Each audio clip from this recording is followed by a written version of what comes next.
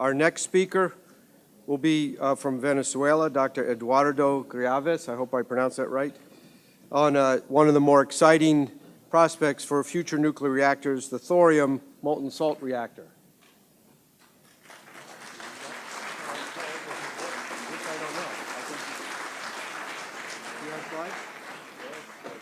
Yeah.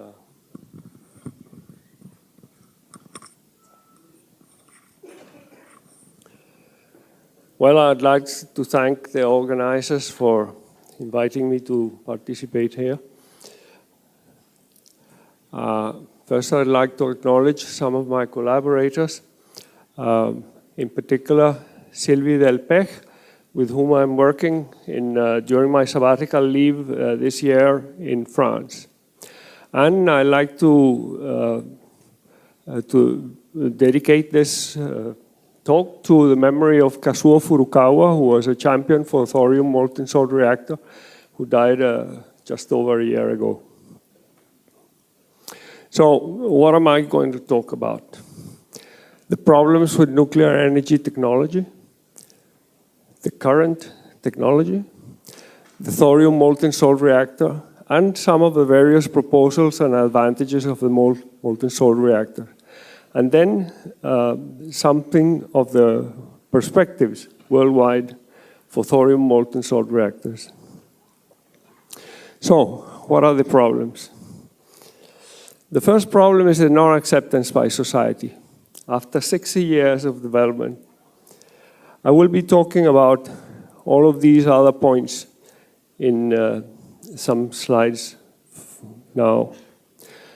So, the first is the danger of nuclear weapons proliferation.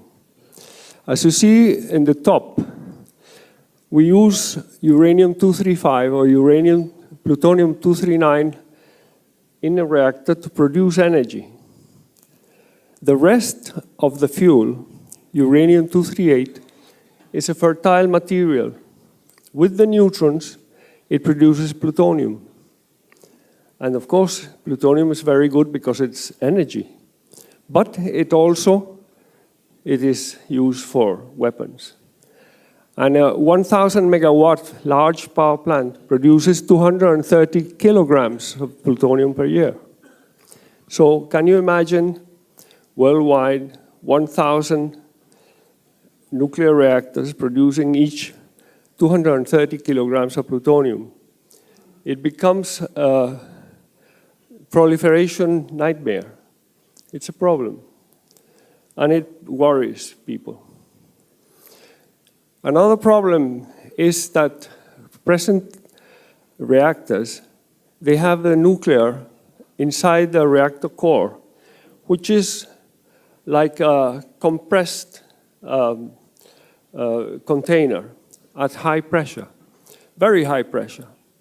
And any problem with it is really a deep problem. You know, we saw what happened in Fukushima. Unfortunately, none of them actually exploded. None of them actually melted completely. It just a little melting, and it produced enough hydrogen to have the explosions we all saw. So this is a serious accident risk. Then we have current technology. We only use about 1% of the energy contained in the fuel. The fuel is used, it is damaged by the use, by the radiation, and it is exchanged. And it produces nuclear waste. And these elements have to be constructed with extreme care. So it is expensive. And they turn into nuclear waste in 2 or 3 years. And this nuclear waste, if it is not reprocessed, then it is a problem, which we all know. Highly radioactive material with thousands of years of half-life. So now we go to the thorium molten salt reactor, which I call the true green energy system. So What do we want for the world? I think diversity, and nuclear can help to balance. Definitely, we just saw the previous talk. A clean technology, free of CO2, a solution to nuclear waste. We want a safe technology so that we can see the future with optimism, not worry. We want to use our own resources. At least we in the third world countries, we want to control our future and not be subject to policies like the US Global Nuclear Energy Partnership, which puts us as users with no control on our systems. And we want to use our own resources so that we develop, we ourselves, not rely on the development of other countries. And we want to use non-proliferative weapons technology. So, what is the molten salt reactor? I'm going to talk about that after I have a drink of water.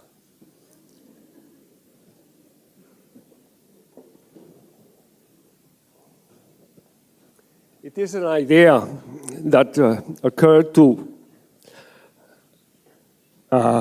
Eugene Wigner and was developed by Alvin Weinberg. Alvin Weinberg, by the way, also developed the current technology we have. The liquid is not solid, the fuel is not solid, it is a liquid. There are no fuel rods. It is a liquid, and the fuel contains, in the thorium molten salt reactor, mostly thorium, very little uranium. It circulates inside the reactor, and it goes out of the reactor to transport the heat to another cycle, which then transports the heat to the power-producing part. So, why use thorium? Thorium can be used with either plutonium-239, uranium-235, or uranium-233, which is produced by the part of thorium which is inside of a reactor. So this thorium is now substituting for the uranium we had before. And it is fertile. It produces uranium-233, with which you can produce more energy, but it produces no plutonium. Very little plutonium is produced in these reactors. Thorium is 4 times more abundant in the Earth's crust than uranium. So our resources are, shall we say, 4 times 300 years. Immediately we have, without changing very much, the mathematics, 1,000 years of use. It produces much less nuclear waste, a fraction of long-lived actinides. So by fission, you produce nuclear waste, but you also produce actinides, which are long-lived. And in the case of thorium, you produce very little long-lived nuclear waste. And it is a very concentrated kind of fuel. That's an estimation of the amount of thorium needed for the whole life of a human being in a developed society, of course. Now, why liquid fueling? This is again a point. The molten fluoride has a triple function. It is the fuel element to consume and to produce the energy. It is the heat transfer medium, and it is also the fuel processing medium. So you don't have to change things. You can, in the same cycle, you produce the fuel, you transport the heat, and you do the reprocessing. of the fuel. And what is this molten salt? The molten salt is a mixture of fluorides, lithium fluoride and beryllium fluorides. These are salts which are like table salt. It is a solid at room temperature, which at high temperature becomes liquid, and it is clear like water. It is a liquid with very high specific heat and very low viscosity, which is ideal for heat exchange media. It does not suffer any radioactive damage. It is a liquid, and with radiation or with gamma radiation or alpha radiation or neutrons produced, it is not damaged at all. So it remains inside the reactor without being damaged, quite contrary to what happens to solid fuel elements. And it is a good solvent for materials, for fission, for elements of fertile material, and a nuclear property which has very low neutron cross-section. So what does it contain, this liquid? It contains the fuel, which can be uranium tetrafluoride, either as what is used now, uranium-235, or what will be used in the future in these reactors, uranium-233, which is made in the reactor from the thorium. Or it can use plutonium.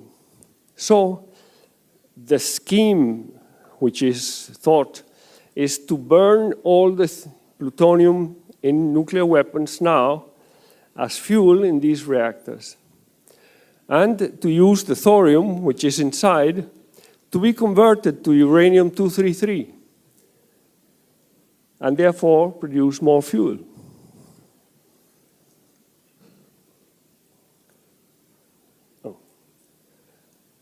So a short history, very quick, of the development of the molten salt reactors. The first idea was in 1954.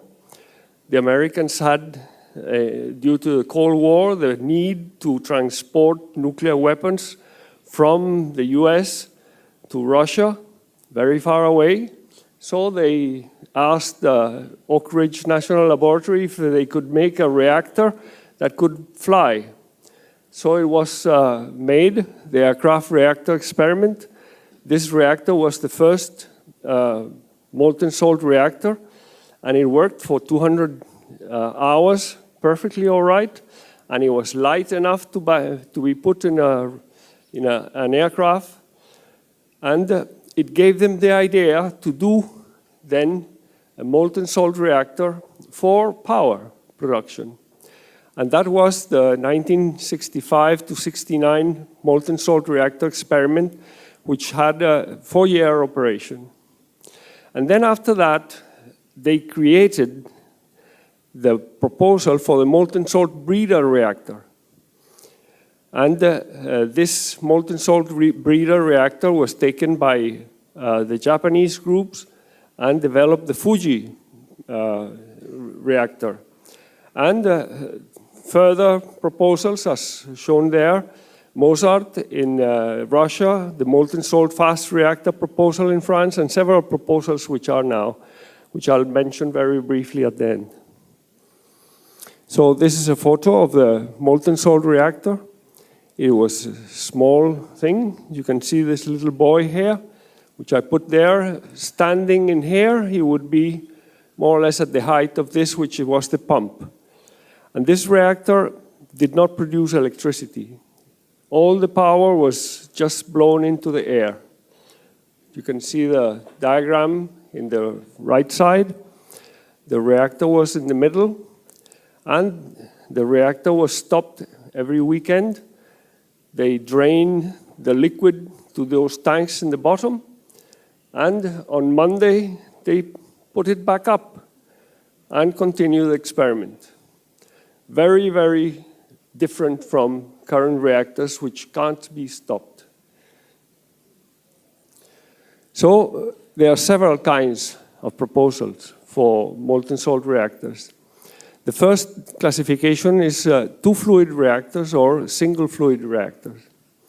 The two-fluid reactors have a core with where the center, here, the reaction takes place, the fission takes place, and the neutrons go out into a blanket which is around, which is there to produce more fuel. So it is a complicated reactor, the core design, but it has very excellent breeding capacity. So it can produce more fuel than it is burning. On the other hand, the single fluid reactor, it's very much simpler, and it has a low breeding factor. That means it burns more or less the same or more than what it's producing. And then there is another classification which is down here, the fast reactors and the thermal reactors. And we will talk more about that. These are two of the proposals for fast reactors.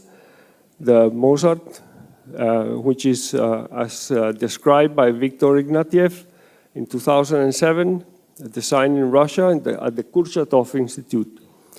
And on the right side, the EVOL European molten salt fast reactor. It is a proposal that is being studied currently, and very recently, at the end of last year's a meeting of the EVOL, they showed this advanced core design, the temperature distribution, which is much better than this from the flow point of view. So some of the advantages of more fast reactors is that the core is extremely simple. It's just an empty tank. There's nothing that can go wrong there. It is extremely stable. And why is it so stable? Well, because the fluid, if it becomes hotter, it expands. And when it expands, it reduces the reactivity. So therefore, by reducing the reactivity, it starts to cool. So it is naturally stable. Some of the experiments, mathematical of course, that have been run, show that the reactor starts to heat up and then cools, oscillates, and it comes to a steady state. And this is what would happen if you suddenly stop all the devices inside the reactor. Like, say, the case in Fukushima, no electricity. It is very stable. It is a breeder reactor that produces more fuel in operation. But the disadvantage is that it has a very long doubling time.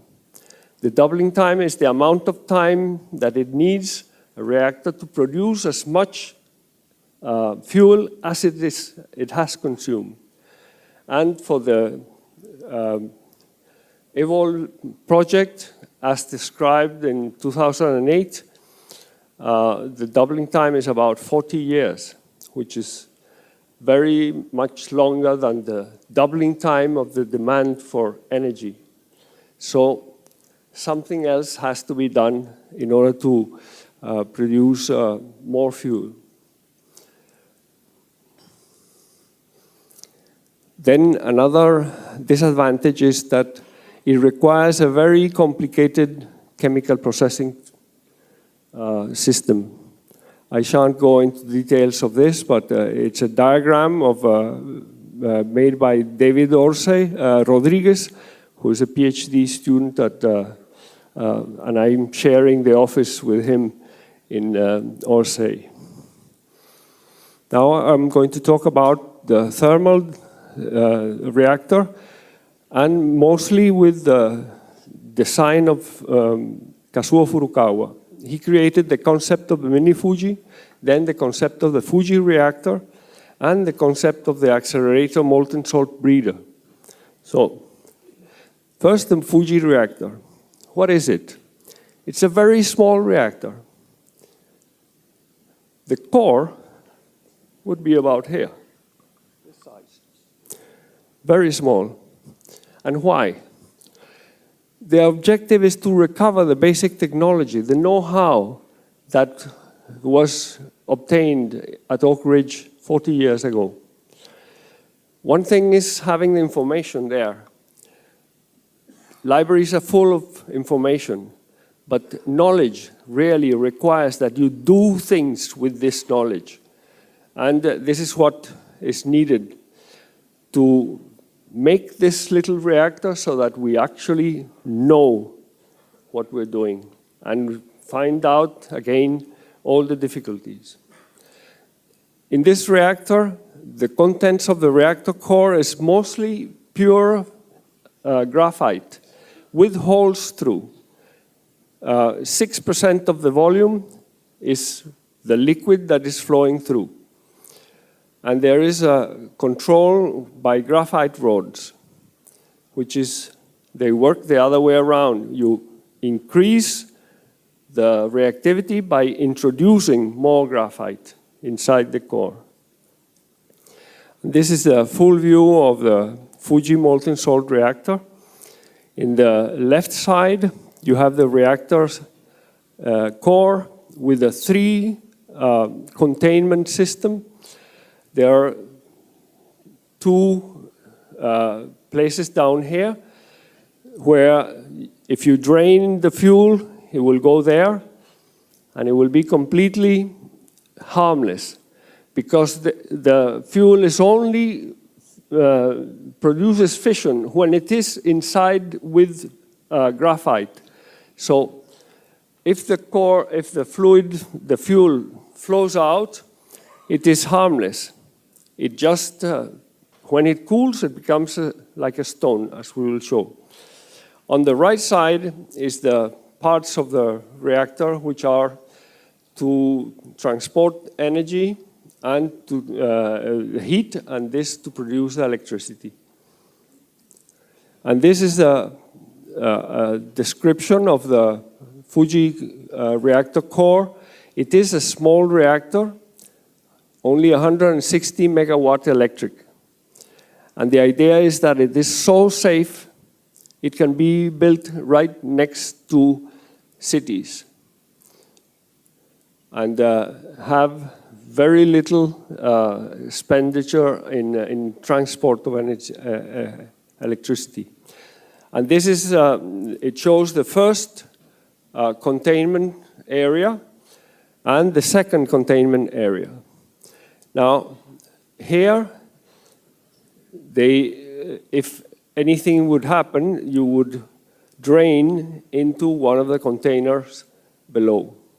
And that is the heat transfer unit.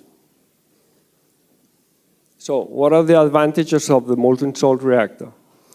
It is practically impossible to have a severe accident because it is very low pressure.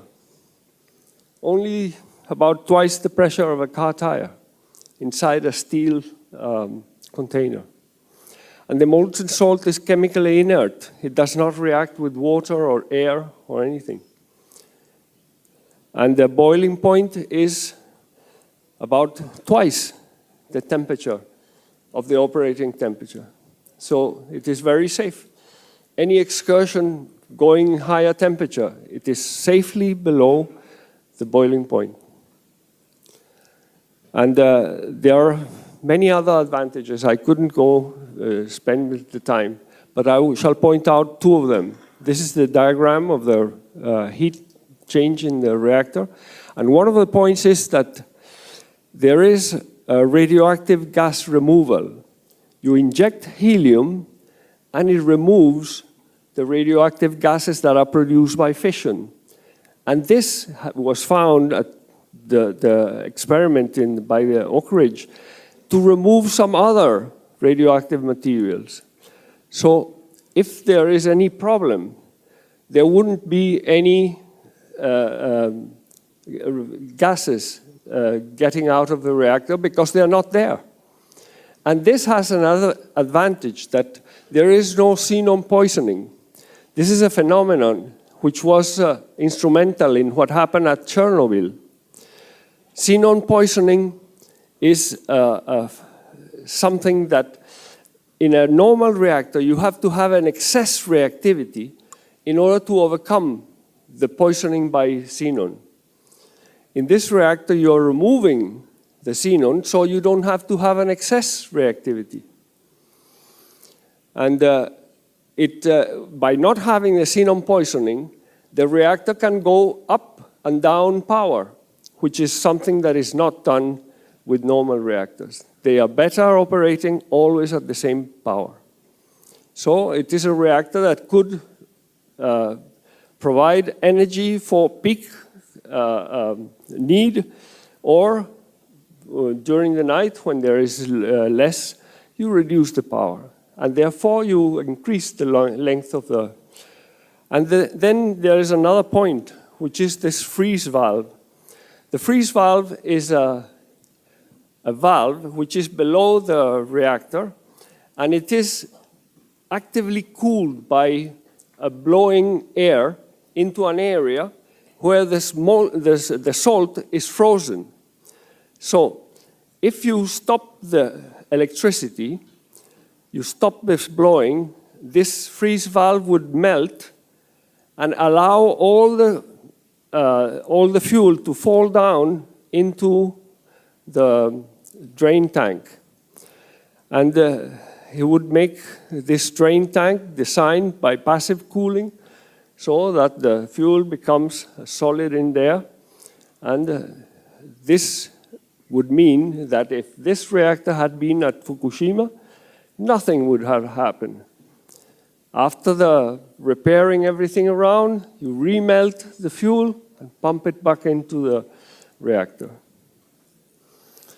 So there is safety.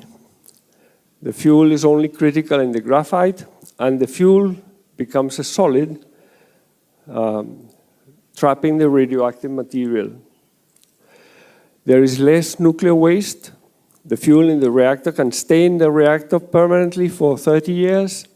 And thorium is a fertile material that produces very little actinides. And the molten salt is an ideal media for reprocessing and recovering. And this is a proposal by Furukawa, which is to reprocess the fuel from current reactors by turning these fuels into fluorides, dissolving these fluorides into the molten salt and pushing them into this device. And this device, what is it? At the top, there is an accelerator, which is not there. A very high energy accelerator that throws some protons into the fuel inside there. And it uses a nuclear process called spallation. Spallation is when a particle falls against a heavy ion, heavy element, it produces a lot of neutrons, 40 neutrons per reaction. It is a very neutron-rich reaction.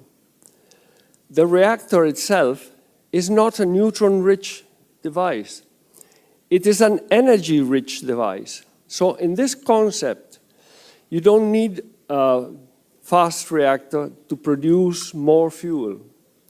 The fuel would be produced in a device like this, in where a neutron-rich reaction can produce a lot of fuel by irradiating thorium and producing uranium-233, and also by burning the actinides from the reactors that are currently operating.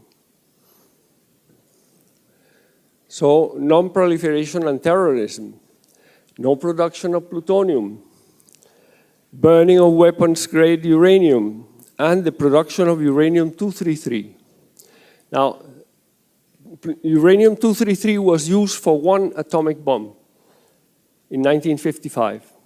And after that, it was never used again, because it is very bad, very difficult to produce a bomb with it. And the reason is that it is very radioactive. Not the uranium-233, but another uranium which is together with it. And it is very difficult to produce uranium-233 without the uranium-232, which has high electricity, high radioactivity. So therefore, it is very difficult to work with it. You cannot make a bomb with it because you couldn't stay next to the bomb. It would kill you. Or you would have to shield it with such amount of lead that the airplane would take very, very difficult to take off. So it is a very safe kind of fuel. And no fuel fabrication plants, very short economy in the short and long run. So zero nuclear weapons, energy independence for us, and the use of our own thorium devices. We have thorium in Venezuela and in Brazil. So some of the developments, a few comments very quickly. In Europe, there are quite a few countries working, groups there. There are several organizations, as shown there. And all of those institutions are participating in this EVOL development. In Japan, there are several. This is a new proposal by Takashi Kamei. And there is the Molten Salt Forum, which includes 13 countries, and there are several universities, and there's the Fuji reactor, which was designed there. In India, this is another emerging country coming into the molten salt camp. They have, for a long time, a 3-stage project to use in the 3rd stage thorium.